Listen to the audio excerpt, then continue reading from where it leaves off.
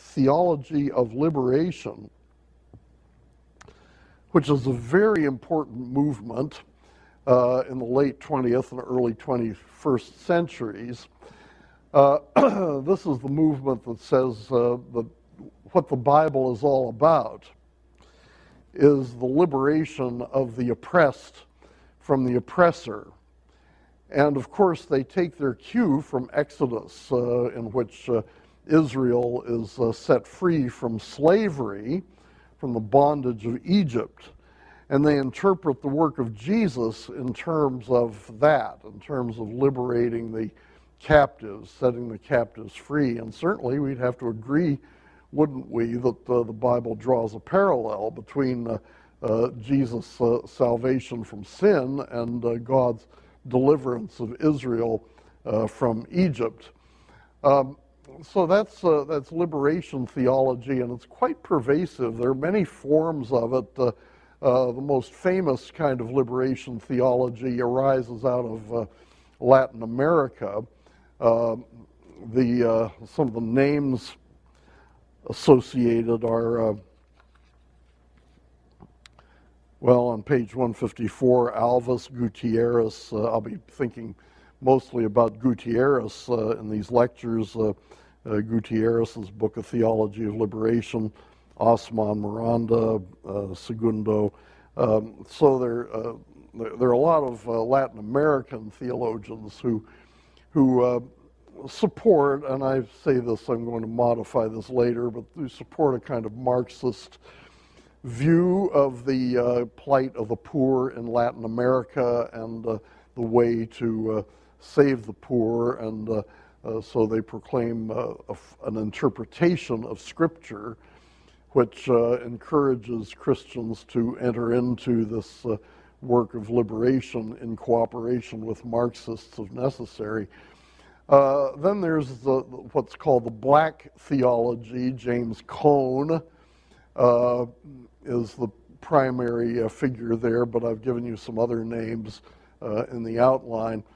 James Cone talks about how all theology must be done from the viewpoint of the oppressed, and since he is black, he begins, of course, with African American slavery, and presents Scripture as a doctrine of the liberation of those who are oppressed through slavery, through segregation, and through discrimination. And that's kind of interesting because, of course, Barack Obama, the president, spent 20 years of his life as a member of the Trinity United Church of Christ in Chicago. Pastor, founder, and pastor for many years was Jeremiah Wright, who declared himself to be a disciple of James Cone, a practitioner of black liberation theology. Then there are also brands of feminist theology that can be described as be theology, the idea that women have been oppressed by men down through the years, and that theology has to be geared toward setting women free through various ways of presenting God as a female, for example, and so on and so forth. Well, there's a Minjung theology in Korea, which is kind of similar. There are a lot of theologies that have sprung up that generically can be described as theologies of liberation. I'm going to be focusing primarily on Latin American theology of liberation, but you can understand just by drawing parallels that this kind of reasoning appears in many other kinds of liberation theology as well. This is a very important movement, as I say. There's a book by Dean Firm that I used back in the 80s, talking about contemporary American theologies. That's the title of it, Contemporary American Theologies. It contained 8 chapters, 5 of which describe currently fashionable theological positions. Of these 5, one is called evangelical theology, One is called Roman Catholic theology, and then the other 3 chapters are all forms of liberation theology: Latin American liberation theology, black liberation theology, and feminist liberation theology. You know, as of the 1980s, liberation theology was kind of the dominant movement in contemporary theology. And evangelicals have sort of picked up on this to some extent. Look at, let me give you this page. Ron Sider, for example, an evangelical from the Anabaptist tradition, emphasizes that God is on the side of the poor, and he calls on Christians to orient their theology toward to make it a theology of the rescue of the poor. And there are other evangelicals, I mentioned Costas, Padilla, Escobar, who are influenced. I wouldn't call them liberation theologians. I mean, they have their views of redemption are much more orthodox, but they have a influence perhaps by liberation theology. Much hermeneutical discussion on the contextualization of theology, avoiding the use of Western theological models, and so on. So there's a lot of, and then the growing sympathy for socialism among people of evangelical background. I think of Sojourners and the Other Side, especially. So this is a movement that has sometimes touched evangelical circles as well as liberal circles. Well, let's talk a little bit about what's going on here in liberation theology. First, as always, and this is true. This is true in a lot of contemporary theology, as we've seen. Quite a lot of influence, quite a lot of interest in hermeneutics. And hermeneutics and epistemology become equated.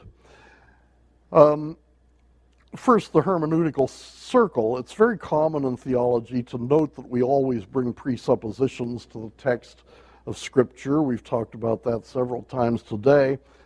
And these presuppositions influence our exegesis and theology. Ideally, the text ought to reform these presuppositions so that in the two-way dialogue between the text and the interpreter, a better understanding will result. However, there's always the danger of vicious circularity, that is, reading out of the text only what we wish to find there. Now, liberation theology has a special twist on this.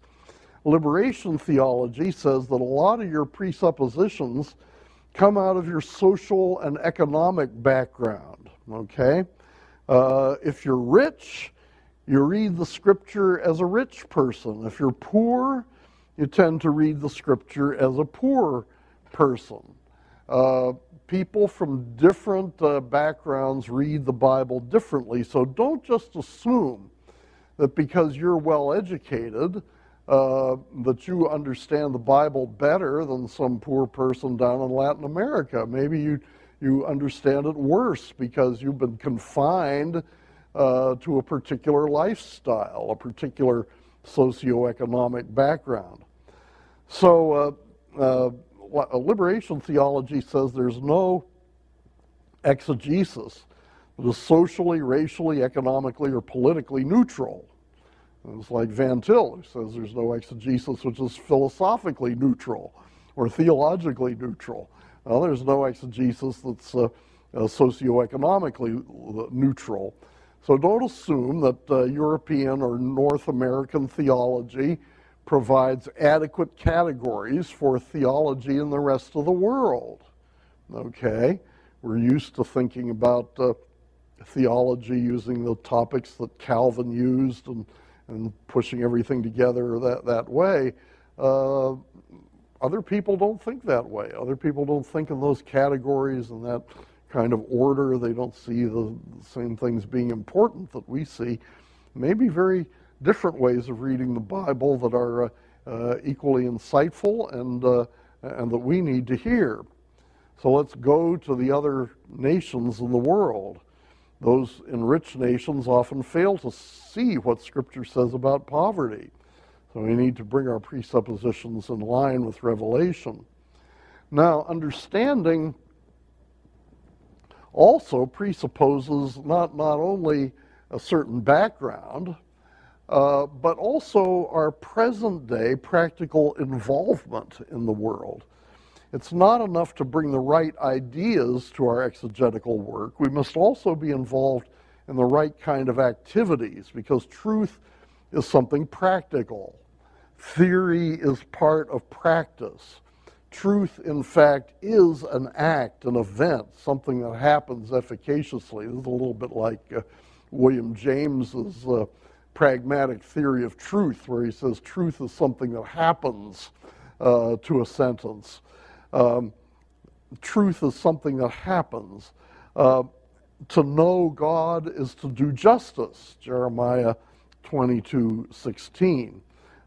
We need to have experience doing justice. We need to have that kind of experience with reality if we are to think rightly about it. And specifically, our social experience needs to be political, okay? Praxis, not abstraction. That is to say, Christ must be heard in politics too, in every area of life. You think you can be above politics? Well, everybody takes a political position. If you're a Marxist, you're a Marxist. If you're anti-Marxist, you're anti-Marxist. If you're involved in a revolution, well, you're a revolutionary. If you're not involved in a revolution, then you've chosen not to be, and that's a political position too. So you can't avoid political commitment, and those political commitments inevitably affect the way you're going to read the Bible. Such political involvement is necessarily, and this is Gutierrez speaking, necessarily conflictual in character. I don't think I've ever heard that word used except in Liberation Theology, the word conflictual. That simply means that if you get involved in politics, you're going to make some enemies, okay? And particularly the way these guys think of politics, they think of it in Marxist terms, so that if you favor the rich, you're going to be an enemy of the poor, and if you favor the poor, you're going to be an enemy of the rich. So there's going to be this conflict there. Just like Marx said, Marx said that insofar as one class gets an advantage, it takes away from the other class, and so on. So there's a zero-sum game. There's no possibility that these two classes can exist side by side. They're always going to be conflict between them, and that conflict can only be resolved, can only be resolved through violence. At least that's what Marx thought. What do these Marxist liberation theologians say? Anyway, but they said you're going to have to combat somebody. But, says Gutierrez, and remember Gutierrez is a Roman Catholic priest, and the Vatican, of course, is against Marxism, so these guys have to tread very lightly. At least one of them, Leonardo Boff, was summoned to the Vatican and rebuked for his liberation theological position. So these guys have to tread kind of lightly. So don't, you got to fight against your enemies, but that doesn't necessarily mean hating them. You may have to fight against the enemy for the enemy's good. And in any case, you can't love your enemies until you have identified them as enemies. Cheap conciliation helps no one. So all theology must take its bearings from the axis of oppression and liberation. That's what theology is all about. It's about people being oppressed, and then God and God's people joining together to liberate them from their oppression. Now that lines up, just as Bultmann's theology lined up so well with existentialism, so liberation theology lines up very well with Marxism. You see how philosophy and theology get tied together here. So Marxist, this is what Gutierrez says, Marxist thought presents the best analysis of the oppression-liberation conflict in terms of class struggle. Therefore, you got to like Marxism up to a point, all right? And see how he's careful here. The thinker must be committed to Marxism at least as an analytical tool, okay? Now you see, Gutierrez doesn't want to say that he's a Marxist, and he's advising his fellow priests and his fellow Catholic workers, and there are a few Protestants involved in this movement too. Don't call yourself a Marxist, okay? What you do is you say, I'm not a Marxist, but I'm using Marxism as an analytical tool, okay? Marxism tells me that there's this conflict between the upper classes and the lower classes, between the haves and the have-nots, and so I have to listen to what the Marxist says, but I don't become a Marxist myself. Now, you know, most all the liberation theologians are Marxists, but to be fair, I mean, you don't get this emphasis quite as much in feminist theology and black theology as you do in Latin American theology. Well, praxis, remember, and for some reason they prefer the Greek praxis to the English practice, but you know, you got to be involved in praxis. You got to be involved in the practical work of liberating the poor before you can be a halfway decent theologian. And praxis is not only the kind of gives you your credentials as a theologian, but it's the way in which truth can be verified. Those ideas are true, which bring about improvement in society, determined by one's political commitment and so on. So kind of a pragmatic view of truth here. Now, what is theology according to liberation theology? Theology is the critical reflection on praxis from within praxis, okay? And praxis is a concrete social movement. It may be a revolution. It may be a movement to bring about changes in society. And every theologian must be part of that. In theology, you reflect on that praxis. You reflect on what you're doing, but you're doing it within the praxis. That is, you're not trying to ask, well, should I be in this praxis or not? Should I be in this political party or not? Should I be in this revolution or not? Rather, you're in the revolution and you're there and you want to reflect on it, you want to analyze it, but you're not trying to get a validation for what you're doing. You're there and you're not questioning that. The ultimate goal of theology, then, is not to understand the world, but to change it. That's what Marx said about philosophy. Theology is a servant. Theology is aimed at serving the world, and that's what the secularists said. So we should not have a theology which merely seeks to protect or defend a tradition like the Catholic tradition or the Rome or the Reformed tradition. We should be in favor of contextualization. That is, don't assume the universal application of North American or European theological models. You should make use of sociological analysis, and this would be Marxist, to understand the culture for which you are writing or speaking, and therefore orthopraxis is more important than orthodoxy. Liberation theology borrows a lot of concepts and words from the theology of secularization that we talked about earlier, but it seeks to be more humanistic, more sensitive to the dangers of modern culture, especially the dangers of technology, sort of the way Heidegger and others have been. Liberation theology is also a future-oriented theology, sort of like Moltmann's theology of hope. Gutierrez follows Moltmann's argument that theology ought to be future-oriented. Gutierrez, however, puts more emphasis than Moltmann on the present situation. The promise is, of course, already being fulfilled, although not yet in completeness. Both the present and the future aspects are indispensable for tracing the relationship between promise and future history.